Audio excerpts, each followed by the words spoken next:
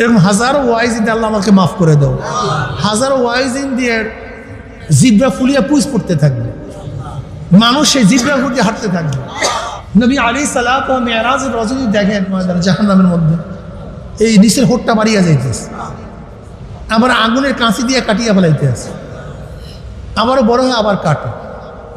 জিবরিলকে বলেন, ভাই জিবরিল এই ব্যক্তির হালাত এরকম কেন? বলে দুনিয়াতে ওয়াইজিন ছিল, আলেম ছিল, পড়াইতো, ছাত্র থেকে পড়াইতো, নিজে আমল করতো না, মানুষকে ওয়াজ করতো, নিজে আমল করতো না, এই জন্য এই শাস্তি।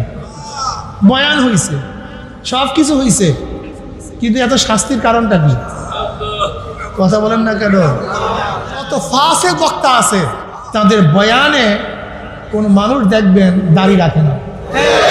একজন ফাসেক বক্তা আপনি দেখাতে পারবেন না যাদের বয়ানে সুন্নাত অনুযায়ী চলে, দেখাতে পারবেন না। বলতে বলতে তার মাথায় তো টুপি আছে।